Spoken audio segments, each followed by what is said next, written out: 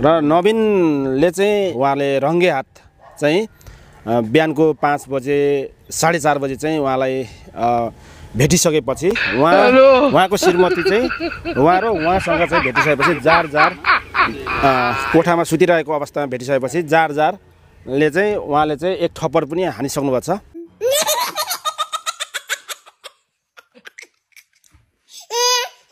एक थप्पड हान्दाखेरिको अलिकति चाहिँ असर पनि देखेको छ। दर्शकबिन अर्काको श्रीमती उहाँलाई प्रहरीले पनि खोजिरहेको थियो।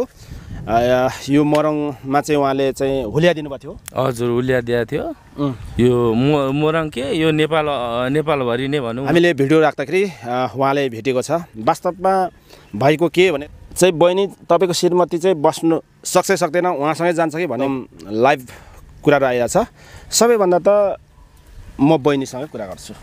बहिनी नमस्ते। नमस्ते। नमस्ते। तपाईँको नाम? गोमा दर्जी। गोमा दर्जी। हजुर। योभन्दा तपाईँ अगाडि हराउनु भएको थियो। हामीले भिडियो लाएर अनि प्रहरीकोमा चाहिँ हुलिया लाएर खोजी भइरहेछ। अनि त्यहाँदेखि तपाईँ फरार हुनुभएको थियो होइन? तपाईँको श्रीमान कहाँ थियो त्यतिखेर? विदेश हुनुहुन्थ्यो। विदेशमा हुनुहुन्थ्यो। उहाँ होइन तपाईँको श्रीमान? के होइन? यता यता हेर्नु श्रीमान हेर्नु हो के आएको हुन्छ फोटो फोटो। हेलो हो। अनि उहाँसँग चाहिँ किन जानुभएको? अब किन जानुभएको? तपाईँको श्रीमान राम्रो छैन? राम्रो हुनुहुन्छ। तपाईँको छोराछोरी त्यो 2टा छोराछोरी भिडियोमा हेर्नुभयो कि भएन? हेरेको थिएँ। अनि माया लागेन? कस्तो छोराछोरीहरूको यसो हेर्दा पनि अनुहार हेर्दा पनि माया त लाग्छ नि त हौ बहिनी।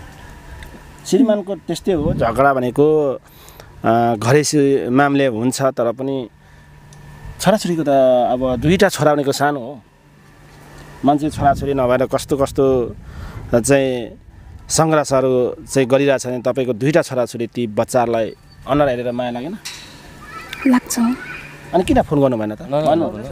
फोन गरेको त मैले। सही सत्य कुरा गरेको। नवीन लिम्बू नवीन लिम्बूले फकाएर चाहिँ तपाईँ जानुभएको कि तपाईँ चाहिँ आफै नवीन लिम्बू भनेर पछाडि नाम लेखेको थियो र पछ्याउँदै जानुभएको?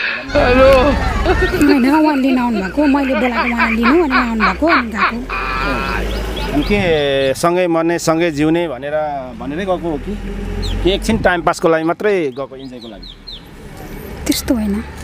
कस्तो चाहिँ हो त बहिनी भन्नु न। तपाईँको श्रीमान त उहाँ होइन? हो। अनि कस्तो चाहिँ त तपाईँ रङ्गे भेटेपछि अनि कस्तो भन्नु त भन्नु न। सत्य कुरा बोल्नु न त। तपाईँको श्रीमान त भर्खर विदेशदेखि आउँदैछ त त्यति धेरै माया पनि गर्छ तपाईँको श्रीमान रहेछ भनौँ न। पाउँदैन। अनि भन्नु त लु सत्य कुरा बोल्नु त। नवीनले के भनेको छ? केही भन्नुभएको छैन। होइन तपाईँ सँगै सुतेको बेला भेटेको हो कि होइन भन्नु त? उहाँहरूले यहाँ भेटेको हो कि होइन भन्नु त? बिहानको राति आएपछि भेट्छ त। अनि सँगै सुतेपछि भेट्दैन? गएपछि अनि गएपछि भेट्दैन? तपाईँ सँगै सुतेपछि भेट्दैन त नि? अनि भेटेपछि अनि किन सोधिराख्नुहुन्छ त? भेटेको त नि। र आधा रातमा आएपछि भेटिहाल्छ नि सँगै सुतेको। ए हो। दिउँसो आउनु भयो र? होइन दिउँसो आएको भए चाहिँ त्यसो सँगै नभेटिने थियो नि? भेटिँदैन त्यसरी सँगै सुते। दर्शकले हेर्नुहोस् त कति मजाक र मजाले चाहिँ यसरी भनिन्छ भन्ने कुरा त प्रष्टै छ। एउटाको घरमा बसिसकेको एउटा बिहा दर्ता भइसकेको बच्चा भएको कुराहरू छ। अब म नवीन भाइसँग बुझ्छु, मेरो भाइ नै होला सायद होइन। अलिकति सत्य कुरो बोल्नुपर्छ किनभने मान्छेबाट गल्ती हुन्छ र मान्छेले नै माफी पनि दिनुपर्छ भन्ने खालको छ र कानुनलाई मान्नुपर्छ। र नवीन भाइ गोमाले होइन? हजुर। गोमासँग तपाईँहरूको कसरी भेट भएर यसरी चाहिँ काठमाडौँतिर मोरङदेखि काठमाडौँतिर जानुभयो? होइन म बोलिरहेको छु त। भन्नु ठिक थियो होइन? छोडिदिनु हटाउन त पाउँछ होइन? ल ऊ पर ऊ सबै भत्क्यो भाइ होइन हटा भने होइन पर गयो नि त। किन अनुहार लुकाएर चाहिँ त्यो के हुन्छ र भनेको खोल्नु पर्यो नि भनेको। गल्ती गर्ने अनि नखोल्ने। पर मार्क्स लगाएको थियो अनि खोल्नु भनेको गोमाले। हजुर। गोमाले के भन्यो? मतलब गोमाले नै बिहे गरेर जाउँ भन्यो कि अथवा तपाईँले फकाउनु भयो? यस्तो हामी बोल्थ्यौँ होइन पहिला जेसीमा बोल्थ्यौँ नि त।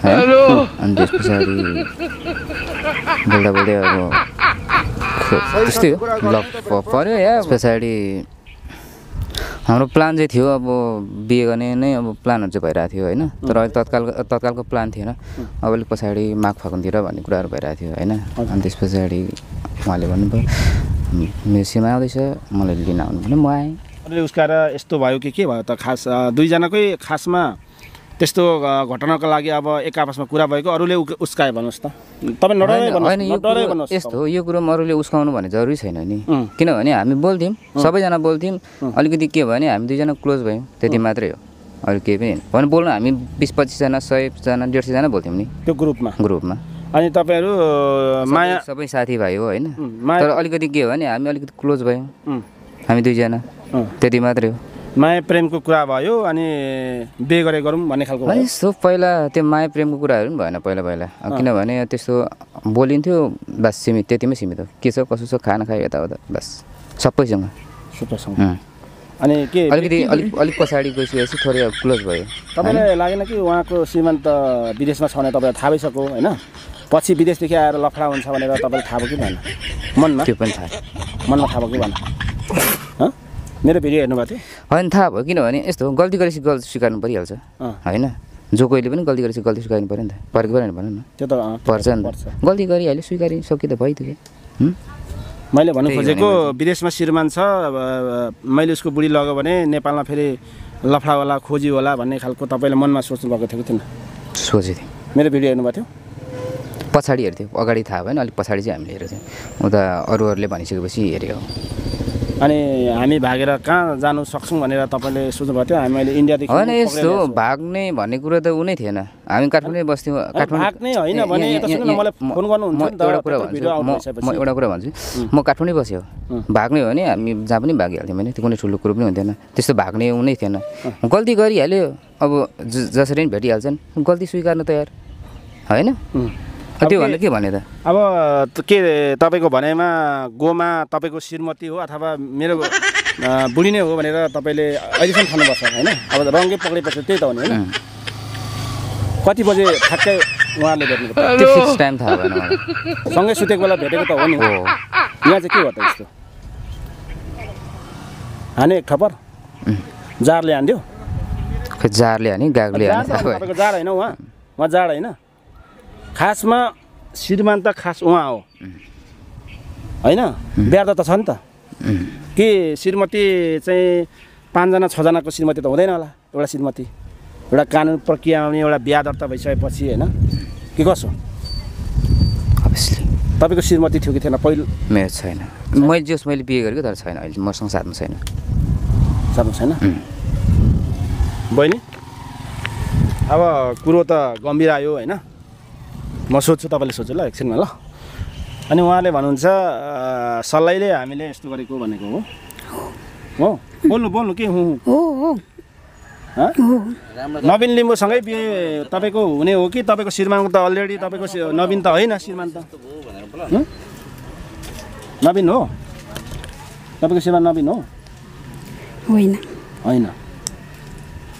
अनि होइन भने तपाईँ एउटा कानुनी प्रक्रियामा मिलाएर पनि त तपाईँ विवाह गर्न सक्नुहुन्थ्यो होइन अहिलेको स्वतन्त्रको जमानामा 18 महिना पैसा पठाएको चाहिँ कहाँ राख्नुभयो त तपाईँले अहिलेसम्म हिसाब किताब कहाँ छ त्यो त उसलाई पनि मलाई थाहा छ त के भन्छ मैले त पठाएको अब होइन उसैले व्यवहार गर्थ्यो कहाँ छ के छ मलाई के थाहा त्यो त उहाँ नवीनसित मस्ती गरेर पैसा उडाउनु भयो त्यो पैसा 18 महिनाको 1 रुपियाँ पनि मैले उडाएको छैन त्यस्तो अनि के त त्यो आकाश पातालमा उड्यो त्यो पैसा कहाँ उड्यो त भन्नु त पैसा पठाएको पैसाको एक सबै कुरा व्यवहारहरू उहाँलाई थाहा छ त थाहा छ नि त तपाईँलाई अनि अब मैले व्यवहारै गर्दिनँ थिएँ त मलाई कसरी थाहा हुनु अब यहाँ भनेर मैले पहिलेदेखि नै व्यवहार उसले गर्थ्यो त अनि कुरा के त पैसा चाहिँ कति पैसा मलाई चाहिएन मलाई बास अब यति भनिदिनु पर्यो उसँग बस्छ भने बसोस् उसँग बस्छ भने मैले पठाएको पैसाहरू र सबै मेरो ऋण उसले बोक्नु पर्यो सकियो होइन म नानीहरू गर्छु होइन मसँग बस्छ भने मसँग बसोस्